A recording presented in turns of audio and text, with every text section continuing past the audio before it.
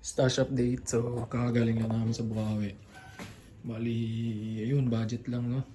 Ito yung mga pinamili namin. So, tatlong power balls by Tiger Fireworks, isang Fire Fairy, dalawang Dragon Tree of Life, saka Dragon of Lapos Aladdin. Tapos, ito, top big. Tapos isang 50 peraso na top double action. And then, Saturn missiles. Ayan. Siyempre, ito, maganda rin ito eh. Yung Dragon Fortune Fountain ng Dragon. So, may Lucky Dragon din. Ayan, batibot. Freebies lang yan. So, ang quickest natin is ito. Pyro Creation, 100 peraso. Ikat ko lang ito. Ayan, Mabuhay, Lucis. Conde, 100 peraso rin. Tapos,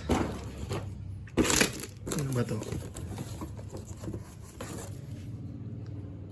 Duke DK, 100 peraso. Then ito, PNR Big, saka bilang lang piraso lang yun eh. Eye of the Eagle ko eh. So, mahal kasi. 50 isang Isabel. So, tingin lang. So, yan yung quickest ko. So, Fountain, Lucky Taal Volcano.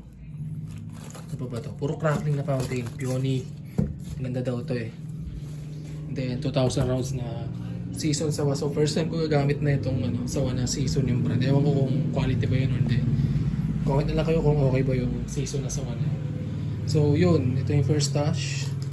Baka madagdagan pa to kasi sa birthday. So, sa Noche Buena, for sure mababawasan to. Ito pa pala. Yung Dragons ng Children of Gaia. Fan shape siya. 50 shots ata ito eh. Yan, 50 shots nga. So, first time ko gagamit na ito. So, yan lahat yun. So, abang lang sa next update. Baka bumili pa ng panibagong stash or pahabol. So, thank you.